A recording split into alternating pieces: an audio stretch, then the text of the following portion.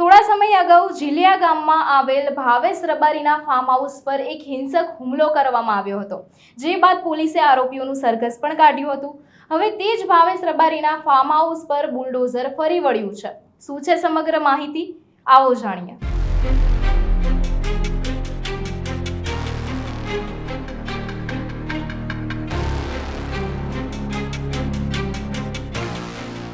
પાટણના ચાણસ્માના જીલિયા ગામે થોડા સમય અગાઉ હિંસક ઘટના બની હતી। તે બાબતે પોલીસે આરોપીઓનું ચાણસ્મા બજારમાં સરઘસ પણ કાઢ્યું હતું। ત્યારે જેના પર આ હુમલો કરવામાં આવ્યો હતો ભાવેશ રબારી, તે જ ભાવેશ રબારીના ફાર્મ હાઉસ પર બુલડોઝર ફરી વળ્યું છે। ભાવેશ રબારી પર ગુસ્સીટોક સહિત અનેક ગુનાઓ નોંધાયેલા છે અને આ તે જ ફાર્મ હાઉસ છે જ્યાં સામેની ગેંગ દ્વારા પોલીસ પર હુમલો કરવામાં આવ્યો હતો। જીલિયા ગામની આ ઘટનામાં 18 જેટલા આરોપીઓનું સરઘસ પણ કાઢવામાં આવ્યું હતું। તેના કારણે ક્ષત્રિય સમાજ પણ રોષે ભરાયું છે। સમાજના આગેવાનોએ આ ઘટનાને અમાનવીય ગણાવી ચીમકી આપી છે કે તેઓ અગાઉના સમયમાં ઉગ્ર આંદોલન કરશે। આ બાબતે ડીવાયએસપી પરેશ રેણુકાની પ્રતિક્રિયા સામે આવી છે, તેમજ યુવા સેનાના અધ્યક્ષ અભિજીતસિંહ બરાડની પણ પ્રતિક્રિયા સામે આવી છે।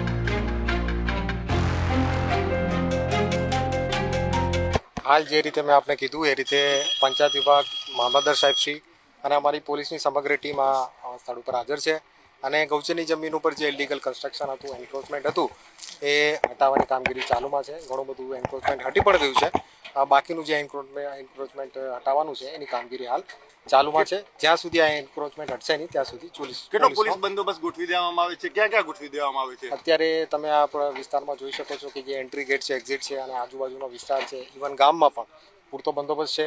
પીએસઆઈ શ્રી, પીઆઈ શ્રી અને મારી આખી ટીમ અત્યારે સ્થળ ઉપર હાજર છે અને જ્યાં સુધી આ દબાણ હટાવવાની કામગીરી પૂરી નહીં થશે ત્યાં સુધી પોલીસનો ચુસ્ત બંદોબસ્ત અહીંયા રહેશે। આજે વામૈયા રામભાઈ માતાના મંદિરે ક્ષત્રિય સમાજ એકઠો થઈ અને માગણી કરી છે કે તાજેતરમાં વામૈયા ગામના અને આજુબાજુના ક્ષત્રિય સમાજના 18 જેટલા દીકરાઓ, જેમનો પાટણ જિલ્લાના જીલિયા ગામે ભાર્ગવ અને ભાવેશ કરી અને જે વ્યક્તિઓ છે જેનો ગુનાહિત ઇતિહાસ છે એના સાથે જે ઘર્ષણો થયા અને એ ઘટના અંતર્ગત ક્ષત્રિય સમાજના 18 યુવાનોની ધરપકડ થઈ અને 18 યુવાનોને પોલીસે ક્રૂરતાપૂર્વક, બર્બરતાપૂર્વક કાયદેસર લોકશાહીનું હનન થતું હોય, લોકશાહીનું હનન કરી, વસ્ત્રાહરણ કરી અને કાયદો અને વ્યવસ્થા હાથમાં લઈ અને પોલીસે સડે ચોક જાહેરમાં જે ઢોરમાર માર્યો છે, જે અમાનવીય વ્યવહાર કર્યો છે, એના સામે ક્ષત્રિય સમાજનો ઉગ્ર રોષ છે।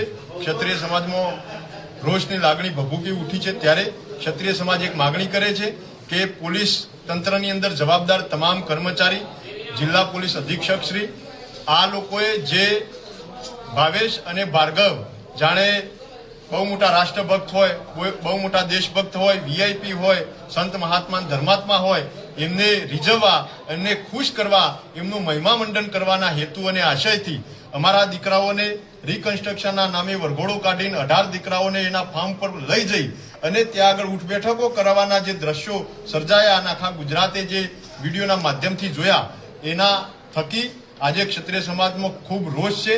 એટલે તમામ પોલીસ કર્મચારી, એ ચાહે એલઆરડી કોન્સ્ટેબલ હોય, એએસઆઈ હોય, પીએસઆઈ હોય કે એસપી શ્રી, આ તમામ તાત્કાલિકપણે બરતરફ થાય, સસ્પેન્ડ થાય એવી ક્ષત્રિય સમાજની માંગ છે। આ માંગણી નહીં સ્વીકારાય તો સોમવારે અમે ફરીથી વામૈયા મુકામે ક્ષત્રિય સમાજ એકઠો થશે।